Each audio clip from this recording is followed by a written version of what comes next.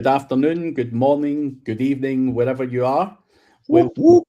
to today's live stream where Randy and I are going to be talking about email and newsletter development. But I'll let Randy explain why in a moment. Before you do that, though, check out the news guy. His logo is above his head, it's also behind his head, and it's also down below if you want to go and check him out. Oh shoot! I was gonna change my shirt to put on a branded shirt here. Sorry. Well, I'll fish it out. In case anybody would like to get a News Guy shirt, put a message in the comments. Yeah, get some free swag. Shit, I forgot. I forgot I was gonna change my shirt, so I had the swag going on. Oh well. But I mentioned there, Randy, that we're going to be talking about the email and newsletter Yeah. stuff. Can you explain why that idea came up, or would you like to explain? You don't have to. And if I didn't, why right? I I'll love explain. it. I have to tell you. So I went, so hey, good morning to the Samuel. So I went to. Let me even just take a step back. We've talked about this over the last, I don't know, since the beginning of the year, maybe about conferences and such. And so one of my goals is to just go to attend like some different conferences, right? Go kind of broaden my reach, broaden my network, go to some things that I think that like, okay, what other industries besides SEO and agency industries would be interested in or could utilize our press release services, right? So I've been looking at different conferences. I've got a couple lined up yet further yet this year, but I went to one just this last week that was in Austin, Texas, which was great because I went to Austin. I don't know if you've ever been to Austin. Yeah, You ever yeah. been there? Yeah. I was at Uh, you were in Austin with me. no, I didn't go to that meeting. Or did you not go to that one? I know you're talking about it was one of those Mastermind Mansion in Austin. mansion ones. Yeah. I didn't go to that one. Yeah, I could have fucking swore you were there. no, I didn't go to that one. Yeah, Um, but yeah. So I went to Austin, and Austin was like 87 degrees, which was terrific because it's like 10 degrees in Cleveland. So was kind of nice to spend some time in some nice warm weather. But anyway, I went to this conference called the New Media Summit. And it is the essentially creator environment or the creator industry. So these are people who are doing newsletters and or self-publishing kinds of things. And before you think newsletters, well, what the heck? I mean, I'm talking about people that are doing big newsletters that have like multi-million subscribers. And to give you an example, Market Beat. If you've ever heard of that newsletter, the guy who started that back in 2000, what did he say? Either 2006 or 2008. And he now has like 4.5 million subscribers doing 50 million in revenue annually. He is really working this thing. Another one was 1440. They have something like 5 million subscribers doing 60 or 70 million annual. I mean, so the presenters that were there were like, wow, I was a little impressed. But the people, these creator type, that universe is, these are all people, and a lot of people that I talked with have got 5 to 100,000 subscribers to their newsletters. And these are like newsletters that could be, you name an industry or a niche, and they're doing it, parenting, pet grooming. I mean, it doesn't matter, right? I mean, financial, health, any of that stuff is all good. I met somebody there who does coffee. That was his, niche. And yeah, so that was very interesting. But I did walk away. So an intent for me was I wanted to meet a lot of people, right? Talk to them about press releases. And as well, I thought, I've got my email list. I'm like, what are some things that I could learn to kind of boost both either engagement or expand my list or any of this kind of stuff, right? So it was good. So had a good, it was a good meeting. Wake Oh, up. I think, You got to wake up, man. Come on. no, I'm tired today. I think some of the conferences I've been to that are not SEO related, like, have inspired me to, just things that people make money from that you never really gave a second thought to, because we as SEOs all think the whole world revolves around fucking SEO.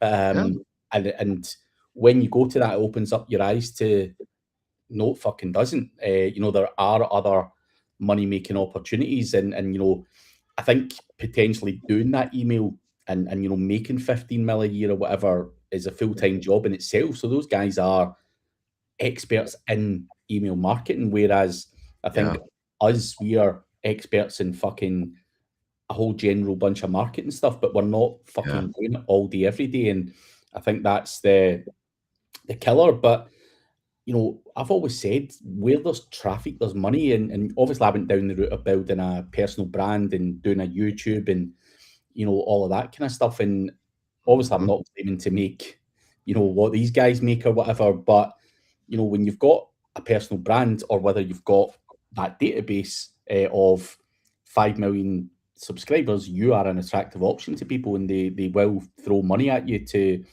yeah, to get that out there. So the concept of it is unreal, but I'd like to hear more about the big boys. Like, are they still using the same old shitty fucking email marketing tools that we use? Is there something more sophisticated at that level? Because my fear, Randy, and I think you touched on it earlier today in the mastermind, is I've got an email list which is sizable compared to most SEOs.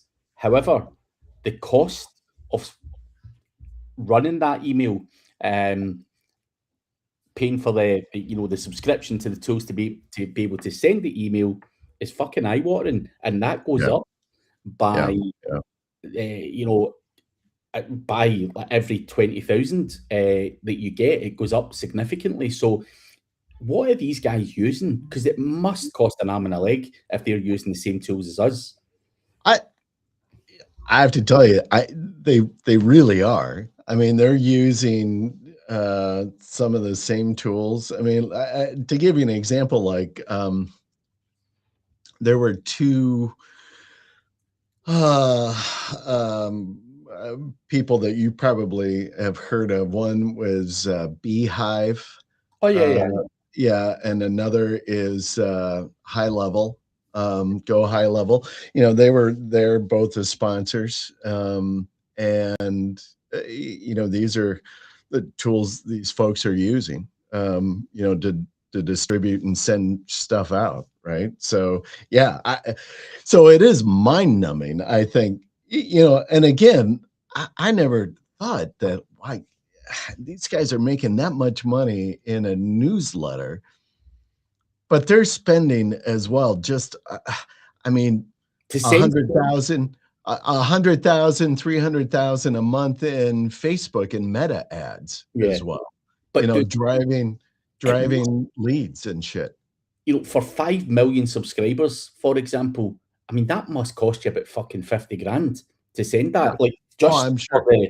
the usage, Just that, yeah, uh, just to have it. just to send the email before you Yeah. do any meta ads or anything else. So Right. it's Right. significant. Well, you think about, if you were doing 50 million in revenue, Oh, you don't give a fuck on that cost, really. Yeah. But I mean, hell, I'd be like, fine, I'll spend, if I can, maintain 40%, margin EBITDA, and off of 50 million in revenue, I'd be happy.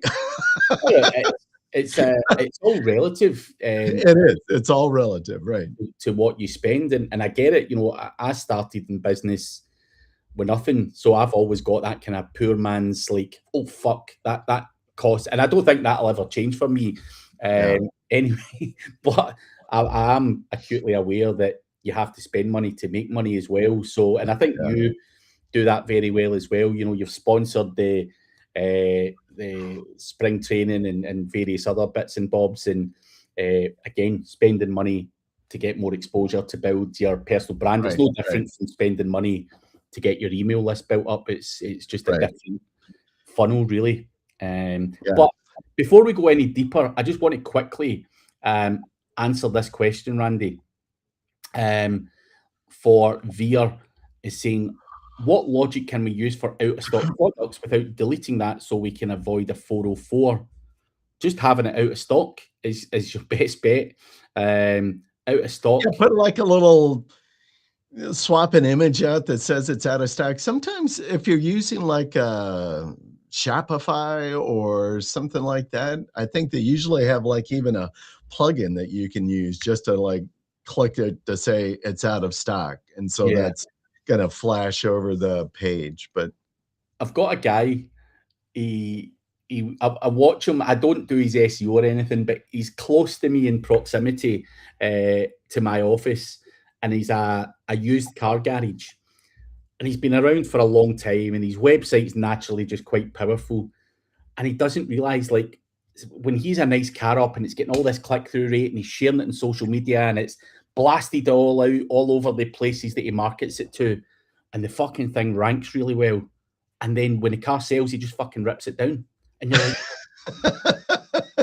and I tried to have a polite word with him one day, just talking, and I'm like, dude, man, who's looking? And he's like, oh, I don't care, I do this and I spend that and I fucking put it all around here. And I'm like, wow, just fucking wow. Just from an SEO perspective, I'm just like, dude, there's got to be a different way here. You're fucking crazy. Yeah. Now, what would you do in that? Would you just redirect the URL? Yeah. Yeah, just as simple doing that. I've thought about that as well. And like, what would you do? Would you just redirect, or would you retool that page so that it would have like, essentially like, hey, thanks for coming here, and then have them once they hit that page and then have them click over to something else. See, too bad you missed this one, but look at our other great deals, and then send it to that page. Yeah. Rather than a redirect, something like that, saying, I know you love this car. Yeah. Let's say it's an Audi or whatever. You love this Audi. We don't actually have this one left, but click here and you can go to see all the other Audis we've got available. Yeah. Shit like that. Because I like that idea better, because then you're getting the engagement and the click through to another page, which I think drives everything. Yeah. So potentially that could also be put in place for Veer.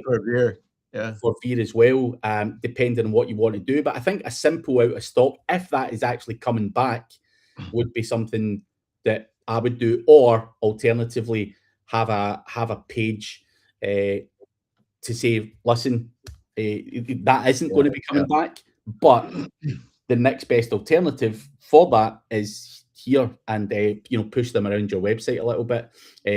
Obviously, deleting it and losing any power and any link equity and everything else is never perfect. Obviously, you can redirect it.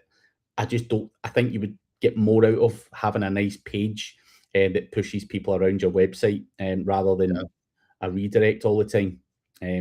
Or I agree.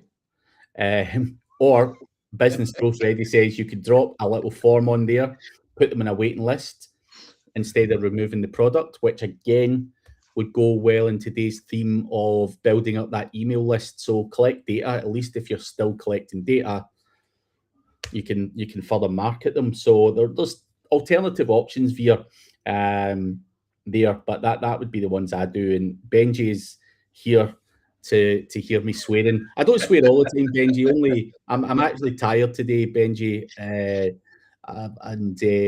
I don't like swearing all the time. I don't want to be that guy that's just fucking all the time. And I know the Samuels probably like, he's full of shit. All he does is fucking.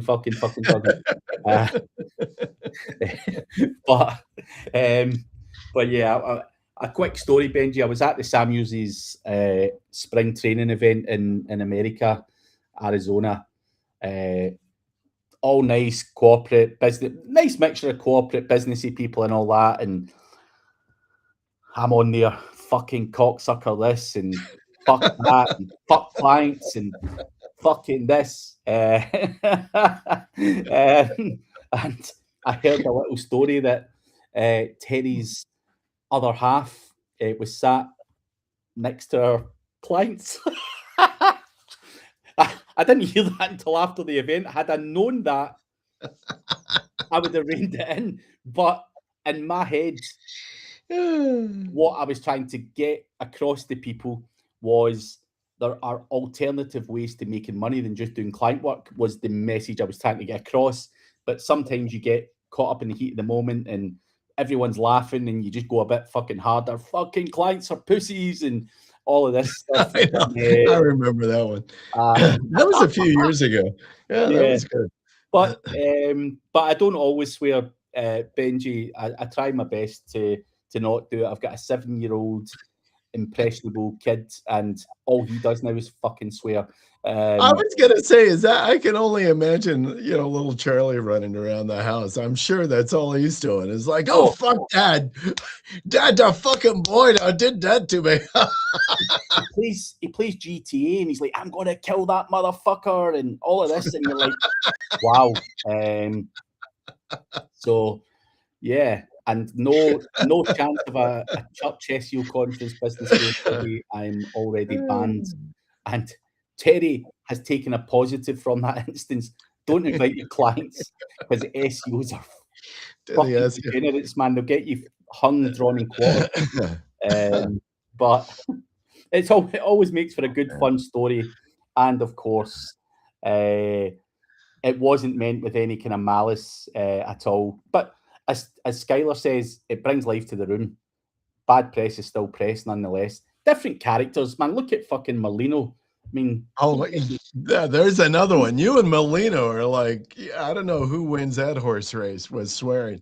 One day, I'm going to come back there, and I'm wanting a fucking fight off with Molino on the stage to see who can swear the most. I want a dance off, fight off, whatever. Somebody's just gonna like have a clicker, right? Just like ratcheting those things. I like watching Big Molino. It's the energy and everything's brilliant. But yeah. Molino broke a whiteboard one year. He didn't shit in the pool though, did he? Neither did I, by the way. I was going to say, it makes it sound like you own that one. Yeah. Oh, man. Oh, God. That's going to come back and haunt me. That you admitted that it was you. Someone with the name James Dooley done that, not me. That's somebody but the name, yeah. Tell Elizabeth it was him anyway, because I'm scared of Elizabeth. Yeah. Oh, you don't want to get in the wrong side of Elizabeth. Oh, she's lovely lady. No, that I agree. I would not want to be on the wrong side of Elizabeth. She's always been nothing but nice to me. But see that there's just certain people you're like, I ain't even going to try and push your buttons because you could do some damage here. I think so. Yeah. And I mean that with the greatest respect. Yeah, me too. Yeah, I'm just like, nah, she's not one I'm gonna I'm not crossing her either. And it's always those really nice, lovely people. Those are the people you don't want to cross because I think they really have got like a streak that'll like just chew you up if you I don't know.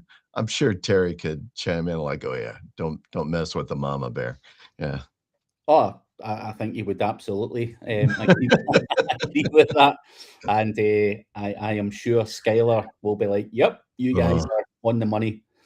But Anyway, back to the newsletter and the email Yeah, yeah. stuff. Was there anything else? So yeah. So here's this thing. And let me throw out. And by the way, Anik Singhal. You've heard of that guy, right? Yeah. So he spoke at this conference as well. Not about newsletter stuff, but about using AI generated videos with your avatar and some of the things that he was doing. Maybe we could talk about that next week. It was actually, we'll tee that topic up for next week, using AI generated video content with avatar, right? But your actual using your image.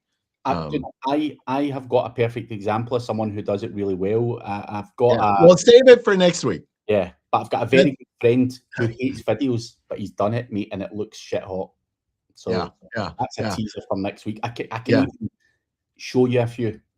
Yeah, we'll do that because we'll tee up a few for next week from Annex and see some stuff. It's amazing. But anyway, so let me ask you a question. So you've got a new subscriber, they're signing up for you, right? To your newsletter. Yeah. Here's a simple question. When do you have the highest engagement or the highest level of their attention as far as what's that? Straight away. Yeah, exactly. Right. So as soon as they sign up for you, you've got their attention, right? Yeah. So it's not a week later, on 2 weeks later when they're on your list, but it's like that very moment. And so one of the speakers actually was the guy who put on the conference, produced the conference, Matt McGarry. His theory was like, and you've got to maximize that opportunity when you've got their greatest attention.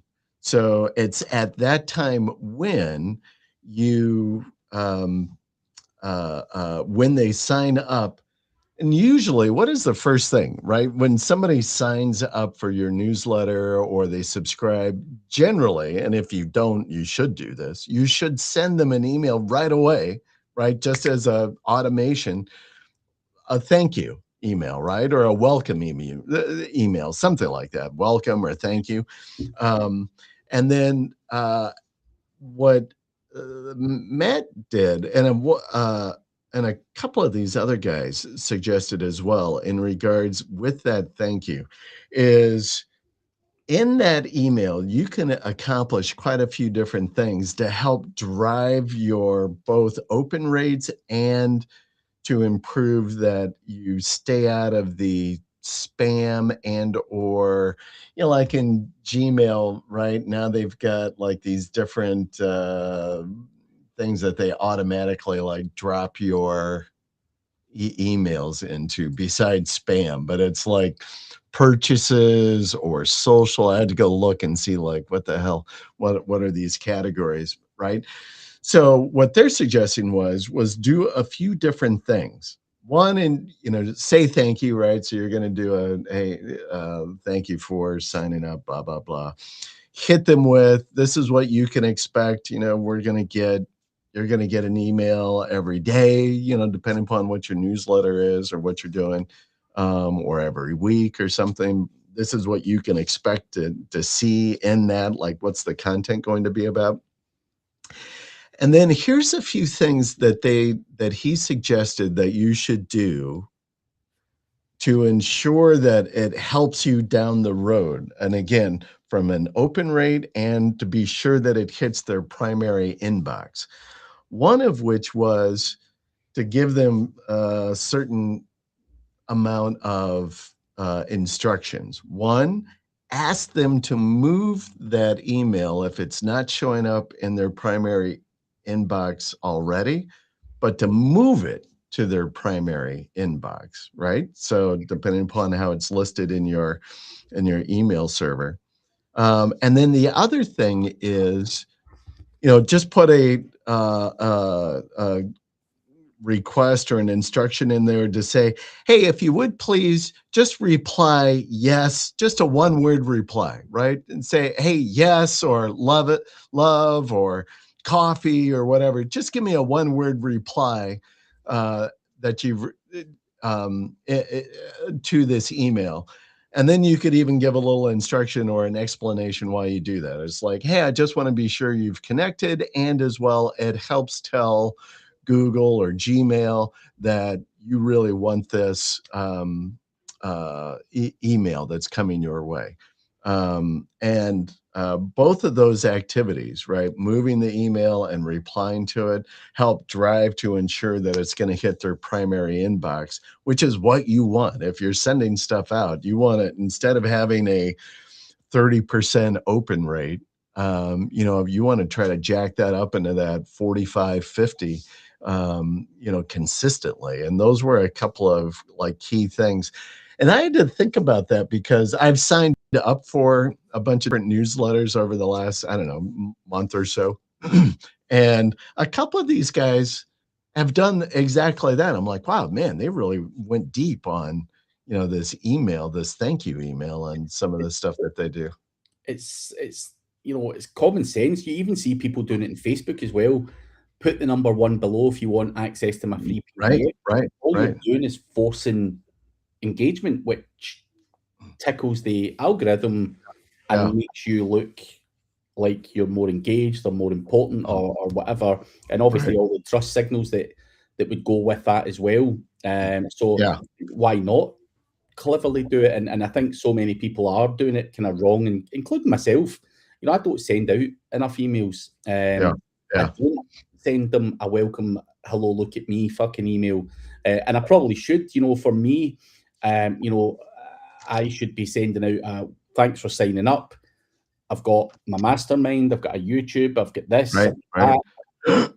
um, and Well, and that kind of leads into kind of the last thing that they're talking about on this thank you email, which is get them to click on something within the email, like so they click on. So, like you just mentioned, hey, maybe in this email, hey, thanks for signing up for this newsletter or on our list or whatever, and then say, hey, by the way, I've got a lead magnet or I've got an ebook that might be of interest to you. Come get it for free right here, right? Or come join our Facebook group, right? Or something that they can go click on within that thank you email. Because again, just like what you're stating, it's sending signals to go tickle the algorithm, but really about, and again, on the email distribution, you're just trying to drive to be sure that it hits their primary inbox and doesn't get pushed out or shuffled into spam or into one of those other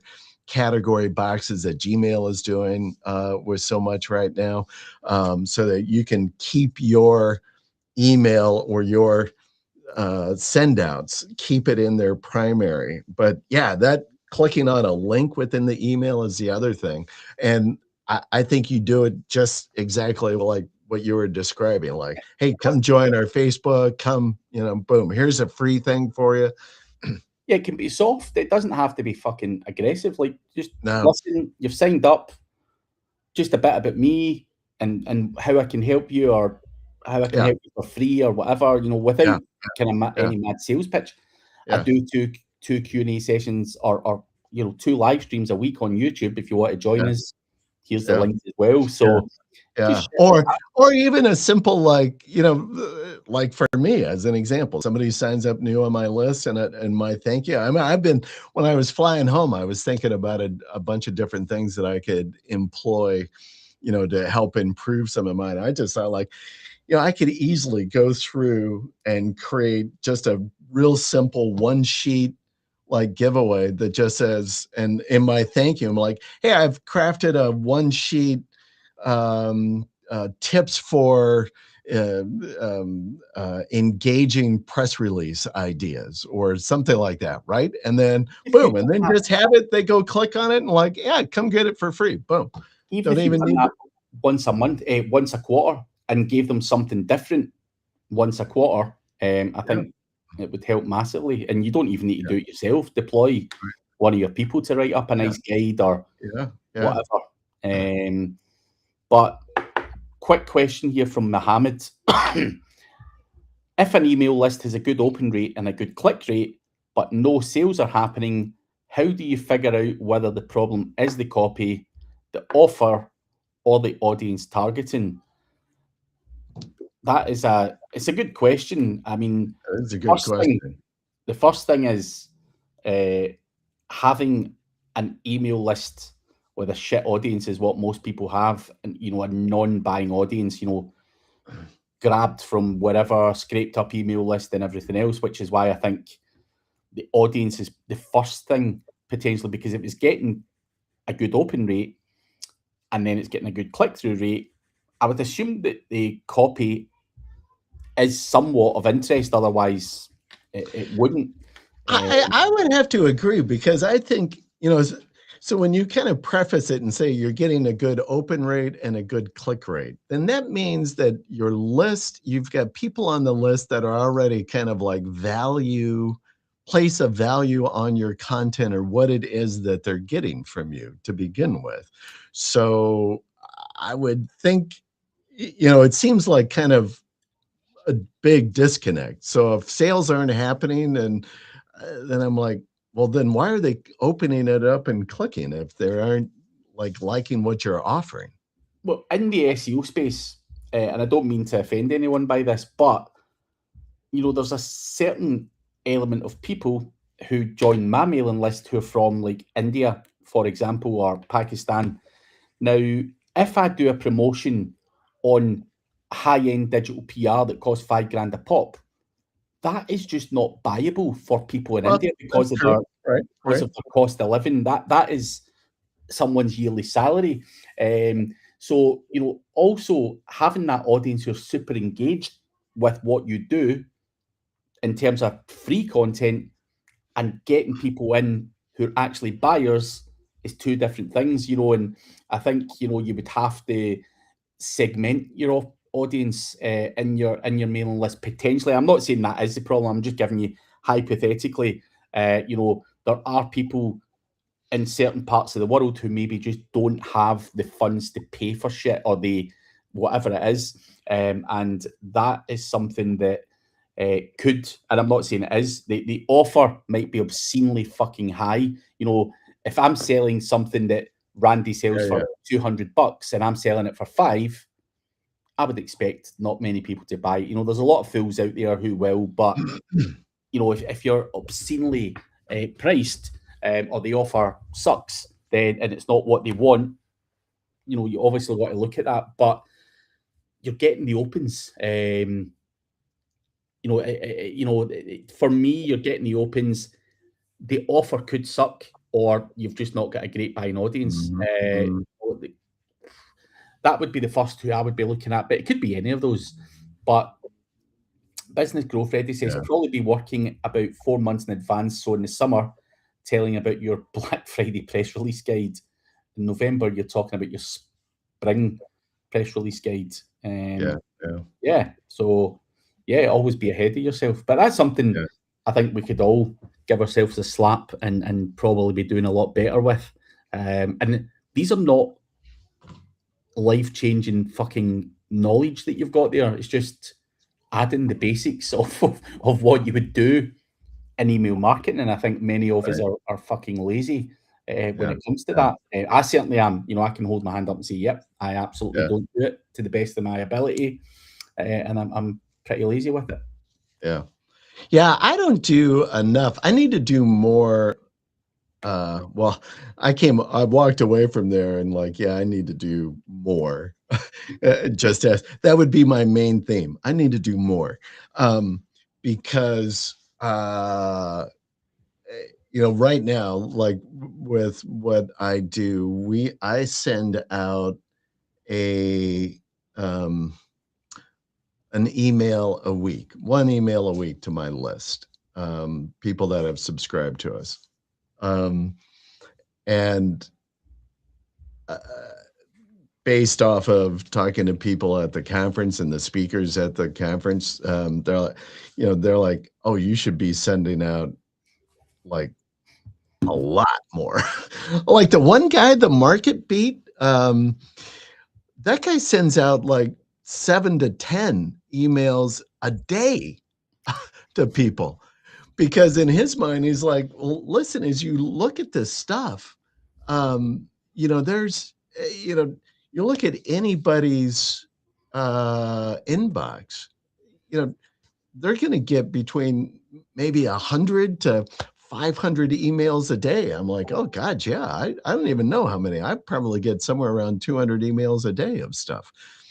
And he's like, I'm just playing a percentage game. If I only send out one email and somebody's gets 200 emails a day, I've got a 0.5% chance they're going to take a look at my email versus all of the other stuff that they got in their box. So he's like, I'm just gonna like stack it up, send out a bunch of stuff, name it different things, play around with it.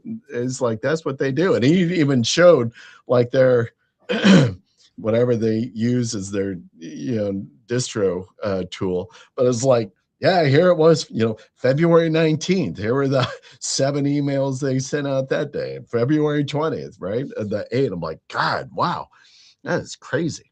Did they show anything about the fucking retention rate though? But surely people are unsubscribing. This is the crazy thing though, too, is their retention rate is good and their open rate is like 65%. Maybe everything I've got in my head is fucking wrong. That is crazy, right? Fucking hell. Sales pitch. Oh, sales pitch. I was only like, so I just, in my mind, I'm like, yeah, I need to do more. I'm gonna, some of it though, I don't know what the hell I'm gonna even say. I mean, like I'm thinking like, yeah, I need to retool my email that I send out every week. It's probably getting stale, the way that I do it. But I do think, I know Chris Walker, I talked with him about this like a couple of years ago, and he's like, yeah, you should be sending out an email like 3 times a week at minimum. I think a week, but fucking 7 to 10 a day is fucking insane. Like Skylar said here, if he's seen an email 10 times a day from the same company, it's a quick unsubscribe. I think it depends. Like, see if you were Amazon, Randy, you could argue that you could send one email about electronics, one about, toys or whatever it may be. When you're doing PR, but you can't send 10 emails out a day. Oh, I couldn't. Yeah, in my topic, in my niche, I couldn't do that. No. Fucking impossible. And I think for any SEO, if you were sending that out, you'd very quickly, run into problems. But I think it depends. You get a variety of products and different bits and bobs and sales on and all that. You're chucking out a fair few more. Yeah. I don't know. So I have to think about that from a content standpoint, what I'm writing about, doing an email about, but I thought that was good. The other thing, how many you've got a bunch of different, platforms and lists that you operate with and businesses, but in general, if you were just to say like on average of your different enterprises, how many different lead magnets do you have on average? A lot. The one that I don't have them for is more for my personal brand. But in terms of like what I spoke about last week, even the sports cards and everything that I'm into, right? Yeah. I'm actively streaming. I'm actively saying, I've got this, I've got that. Look at this card. Look at that card. These are fucking lead magnets. You show pictures of that, saying, "Do you want to buy this? Do you want to buy that? Or look at this, look at that." Yeah. So yeah, there's tons and tons and tons of lead magnets on those other businesses, and obviously those lead magnets are not just in email format or whatever. You've got push notifications on the live streaming platforms that I work in, and stuff like that. So there's a lot of kind of pushing and call to actions and teasing people and sucking people in, because Yeah. in that particular business that I've got, this guy is the hottest guy on the planet just now in terms of football, Lamine Yamal. And the minute you put his face up saying that's for sale, you don't need to do much more. So it's very simple but effective stuff. And but you've got to be hard at it. And obviously, what other people do as well is they've built Discord communities, WhatsApp communities, Right, based right, on these right. things, and that's obviously something I'm doing as well. Because I don't think, I mean, I think email marketing works for a lot of businesses, but in that particular business that I've got, it's more about community and engaging Right, with right, people right. in Discord and WhatsApp and all of that. These guys don't want a fucking email. They, Right, right. they prefer those other platforms. So I think, with different enterprises and different businesses and products that you've got to sell, it will be different for everyone. Your audience, I'm sure, are going to be, dealing with emails and stuff, and not, on live stream platforms and stuff. No one's on there buying digital PR, so different Right, things right. for businesses and different call to actions and lead magnets and hooks. But like I say, with some of the businesses I've got, the lead magnets are really, really simple. They don't have to be that deep or in depth or top of the funnel leading them down a path. The minute you show a fucking Ronaldinho, and they're like, fuck, Ronaldinho, I need that, I need that, I need that. So that Mhm, one's a piece mhm. of this. Obviously, for SEO or other businesses, it's a bit different. There's a lot of education involved, and you are getting them in at the top of the funnel and Right, right, right. giving away maybe free information or ebooks or a free video guide or whatever it may be. And like I say, I don't do it particularly well for the the personal brands, just because don't have to. But I don't really make money. Right, right. I make my money elsewhere, other than the fucking SEO personal brand. I still care about it and stuff, but I'm probably never going to be sending out fucking 5 emails a week and doing Right. the Neil Patel thing, because I've got other business interests elsewhere, and Yeah. utilize my skills for those Yeah, business. so there's an interesting guy, right? Neil Patel. I mean, I'm on his list, I don't know, and he probably sends out somewhere in the 3 to 5 emails a week kind of thing. I mean, I haven't really counted, but I know I get multiple from him in a week. Um, talking different kinds of things. So, this kind of idea about the lead magnets, it's really about in this mindset of like, how do you grow your list? If you're intent on, and you're starting either your own newsletter or you want to build your lists so that you can then send stuff out to sell a product or a service or whatever the purpose is, using lead magnets and then distributing those in different ways, right? And you mentioned a couple of, in some different forums or groups maybe that you're a part of, like you can drop in a message and like, hey, DM me if you like my free book on, or whatever it is that you're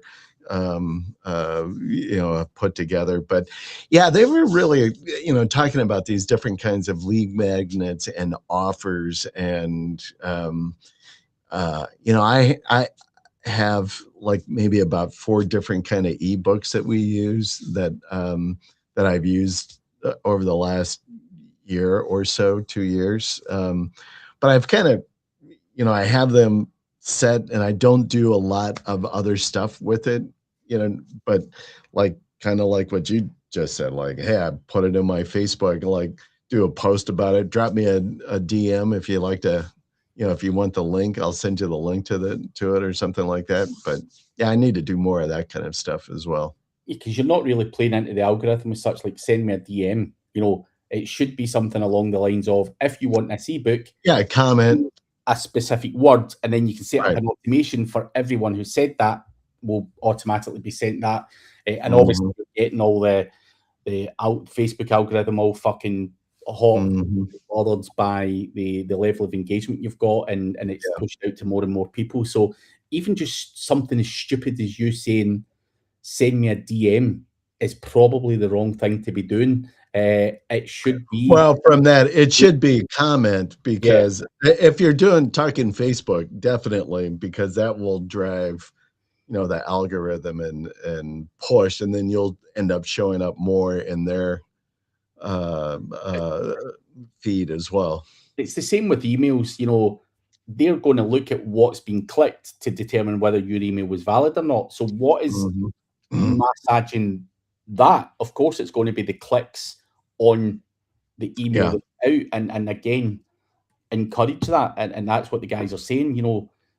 Put them or make them go and get these things or whatever it may be through the call to actions, again, just to trigger all of that. So it's every platform's different, but you've just got to massage right. the whatever it is that works, and even it's just when you think of it and you see it, like DM me's, and I've done it for years as well. Just DM me or give me a shout if you need my help, and Right, right. you're just like, that's fucking sloppy. That is really sloppy. And obviously you do see the other saying, comment this if you want that, and the Yeah, full automation's fucking bang, bang, bang, bang, bang, does it all for you. yeah, yeah, yeah. Job done. So yeah, I think old fools like us are missing just tidbits of the full procedure, and probably shooting ourselves massively in the foot. Yeah. One of the other things, and this was just a simple, like, kind of a mindset change, so to speak, but those tools like, Linktree, you know Yeah, what those things are, right?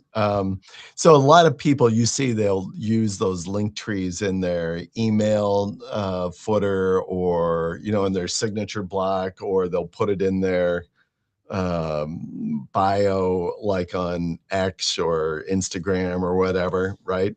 And and they threw out, and they're like, listen, if your intent is to grow your subscriber list, then you need to put a link directly, like pull out that link tree thing, and then just put the link, to your, either your lead magnet that you're trying to do, or just your subscribe now kind of link, so that people are going to go there and go click on it, and that's what you want them to go do, right? And not just go look at, what are your other social profiles. You want to, like, capture them in that critical bio link, so that you can get them onto your list.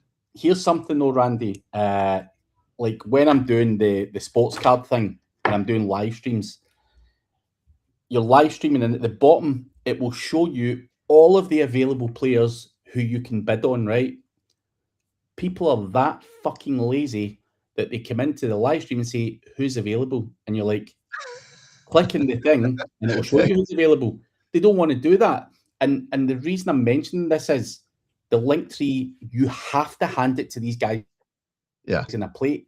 They can't find shit, or you need to push them or handhold them onto the next place that you want them to go. Because when I'm live streaming for the cards, what's available, how much is that? And you're like, if you click on it, you will see the price, you see a picture of it, and you'll see what's available. Like, yeah, what the fuck? Why did I even spend the time filling out that information? What the fuck's wrong yeah, with you people? yeah, So people don't want to do even the core basics. They just rock up, what's for me, and if it's not laid on their lap, fuck you, and they're off to someone who will lay it in their lap. And yeah, sadly, that is the way a lot of humans act, and that's where I think the link trees or your call to actions or even your follow up sequences, prompting, reminding people, because the attention spans of people shot to bits now. oh It's god, yeah, the 1 minute I could be talking about a PR, and the next I get a text from someone and I'm thinking about fucking going on holiday, and the PR's gone. The PR is yeah, long gone. I need yeah, something to prompt me to get back involved. Otherwise, it will just never happen. yeah. And that's just me. I know you probably say, Craig, you're a scatterbrain, but Skylar, I'll tell you another funny thing, Randy. I've never had this in my life, but someone said to me at the weekend on a live stream. Craig, you've got such a relaxing voice. God's honest truth, such a relaxing voice. They said I should be a radio host, and we used to say that about Yeah, you, but I know. I'm taking it over, man. Fuck you. Someone actually said that to me. I'm like, It's like a competition between us. My yeah. voice, your voice, you know. So I'm trying for that sexy FM radio voice. Hey, ladies, how are you doing tonight? I don't know if I can compete. I don't know if I compete. But the people here in the UK, They think you're the they, relaxing voice. yeah, they think honestly, I don't know why they're like your voice is dead relaxing, and I'm like, that's someone at the wind up. It could have been, it could very well have been, but not that many people know where I stream and what I do. Even Right. like Slaughter and stuff, I don't really tell those guys too much. So yeah, I don't think it was a wind up. That is funny. No, that's good. All right, I got one more piece I want to ask you. So, and especially if I don't know if people are using, yeah, Randy played Misty for me. I don't if people are using a high level. I really need to talk to somebody about who is using a high level. I don't know if the Samuels. I know we're deep into high level. I don't know if they still are or not. If you are, I probably need to have a conversation with you, Terry. Um, uh, And actually, if you are, put a message in here because I might have you on my show tomorrow to talk about high level, because I want to look at this thing.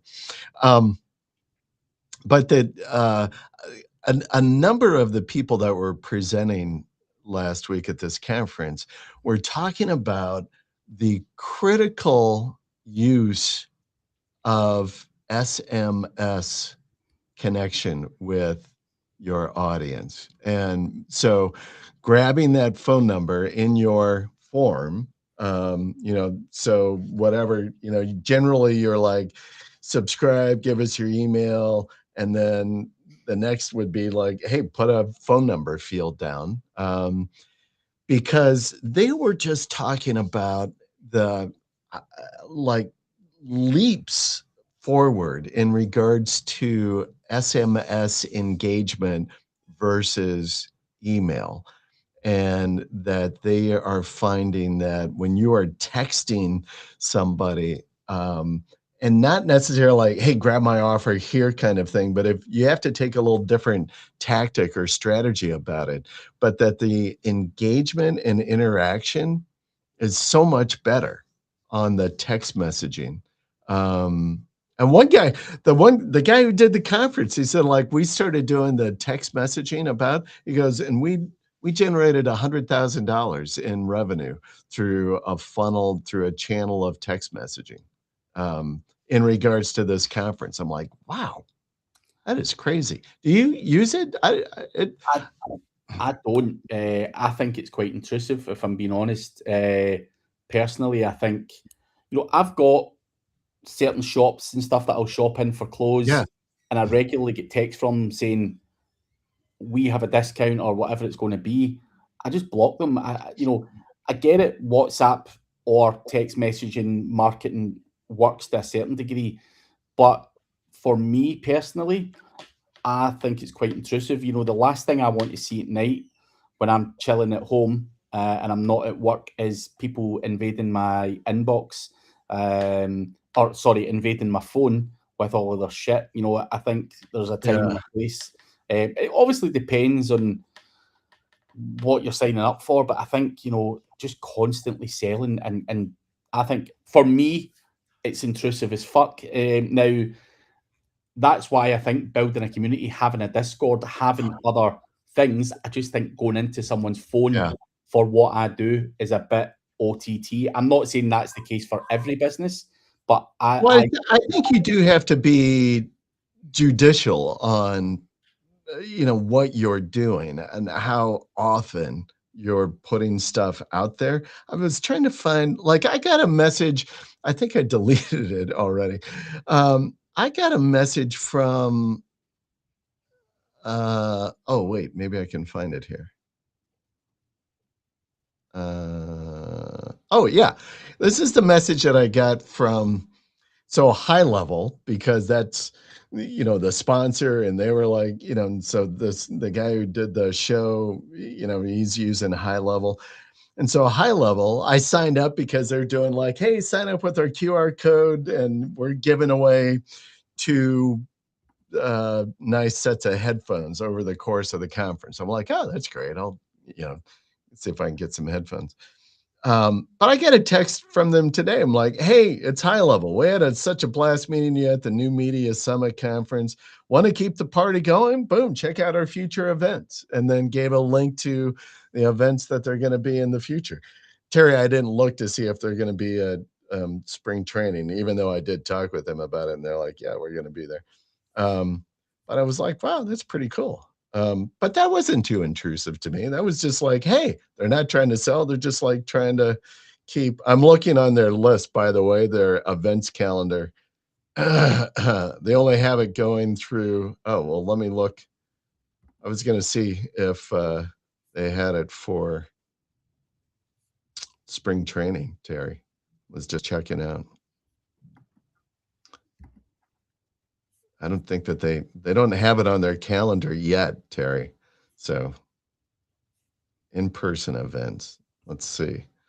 Yeah. Anyway, but I thought that wasn't too bad as far as a text from them. I think what they were demonstrating, what some of the people were saying was, if you're sending out those texts, instead of like trying to do a hard sell or like, hey, we got a sale going on or any of that, it's like engage with them through like a question like, hey, what did you think of the conference? Or, wow, the weather's turning sunny and, what are your plans for vacation this summer? Or, right? Just anything.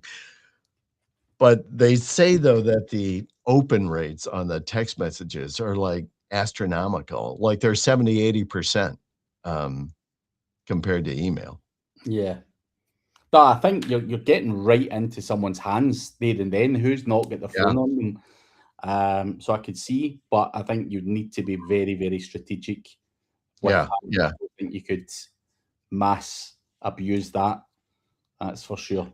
Yeah. I just thought it was interesting. Anyway, I enjoyed the conference. I would, if somebody is in that mindset of like, yeah, I really want to do a newsletter and I want to grow that.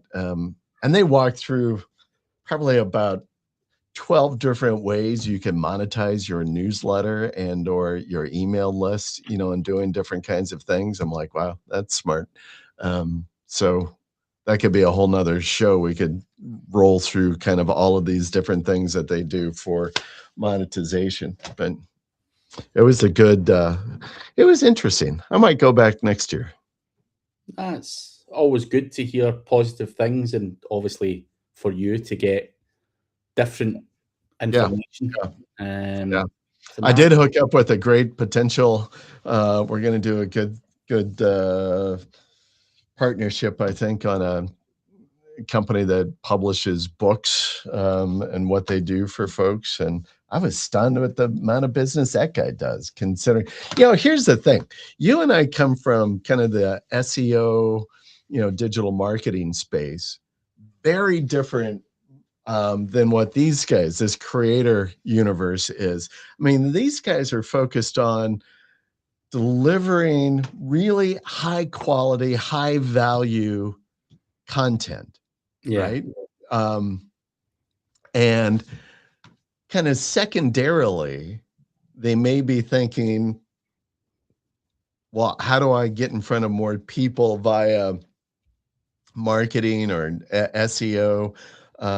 Or as well, even how do you monetize? How do I get more money out of my list? Yeah. And so, that was just like, when I started talking to people about press releases, because I had the backpack on, and people were like, wow, that's a great, and then I started talking to them, and then you could just see the light bulb go off. They're like, oh, right. And because they're just not thinking about how to promote themselves from that. They're so focused on developing this great, intimate relationship with the people that are on their list. and then developing this content, to drive value for them. They're not thinking about how to promote as much, whether it be in digital marketing or how they leverage their website to promote themselves more or earn more money. So it was a very different mindset from that standpoint. But the same could be argued. We focus on our SEO shit and don't fucking way too much. Yeah. So it's the exact same thing, but obviously you as a person going and seeing that, it opens your eyes up massively. And it's always a good thing to hear what others are doing differently. And like I say, if you can get 15 mil or 50 mil or whatever these guys are doing from an email, then there's definitely room for improvement on our front. But these are guys I've talked to. I'm not at least a dozen people that have email list on their their subscriber list, call it that are like from 7 to 10,000 on their subscriber list, and these guys are making 6 figures annual revenue. Yeah. I'm like, good for you, right? Yeah. And in my mind, after talking to them, I'm like, oh my God, you could be doing so much more if you. But yeah, that's a good deal. We'll have to check back in a few months to see if you've implemented it, Randy. Yeah, I gotta put together a plan, right? A good plan of like, okay, this is what I'm gonna do. We're gonna do this, this, and this, and then I that kind of stuff like gets me going. So I'm a take action guy. I like to have my plan and then go do it, jump on it right away. So good. We'll see. Well, I'll take a note, and we will be checking. But this is why I got to think I might have to change my CRM, and this is why I want to take a deep look at High Level. So, or if there's something similar to High Level, you're not going to get something similar to High Level at the same price point. The price. Yeah, I know, that's the thing. Like High Level isn't all that expensive. It's like $100 a month, so that's not going to break me. If you're wanting HubSpot, that is expensive. Yeah, so. Sure. It's for High Level, the price point and what it can do for your business is probably the one in terms of price point, and obviously they're always updating shit and adding new shit. And well, here's my problem, right? So I'm a cheap bastard, and I got a lifetime deal of the CRM and kind of funnel kind of tool, kind of a generic version. I'll call it generic, even though it's their own brand, called VBout. But I bought a lifetime deal for that on AppSumo like 4 years ago for like $250 or something like that. And I've been using that ever since. And I manage my weekly, all of my shit that I do on it. I do that. And so for me, I'm like, I'm not spending anything right now. I already spent it. So, God, do I want to spend $100 a month on something? Can we rewind back to the start of the session where you were like, I don't give a fuck what I spend as long as the return of investment's there? I don't know if I said that. Did I say that? Yeah. Well, I'll have to go check the tape. But I think sometimes you've got to move with the times. The problem with lifetime deals is that being updated and has all the features? Of course it's not, because the guys... No, this one they do, because, they're like High Level is that they're constantly updating, and because they're pulling in people, as their monthly subscribers. Like if I had to go subscribe to it right now, it's like $100 to $200 a month, depending upon what I'm doing. So, they just started, and I bought that lifetime deal. Yeah. 97 to be exact for High Level. For High Level, I know. Yeah. And I looked at it on the way home, flying home. Yeah. And you can do the voice AI shit, and there's loads of other stuff in there that I think makes it stand out from the crowd, just in terms of new, additional, current, and up-to-date features. So, but do what you do. If you can save money, happy days. But I don't know how complicated High Level is to use. Have you ever used it? yeah, Yeah? Do you use it now? yeah.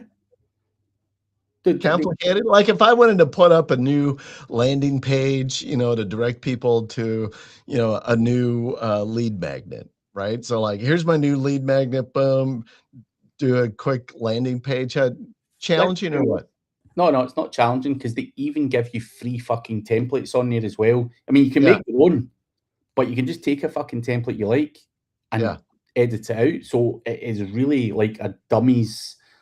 Like for me, and I would consider myself to be in the dummy category when it comes to design and fucking around with stuff. I got to get somebody. If somebody is listening, Terry or Skylar, if you guys, I don't know if you guys are still using High Level, but tomorrow on my show, I had Darren Shaw was going to be on my show tomorrow, and then he buggered out on me. His wife is ill or whatever. Sorry. I hope she has better health here. And You're digging yourself a hole there. You're digging yourself a fucking hole. Just shut the hell up. Oh. Anyway, so he's not going to be able to be on the show tomorrow.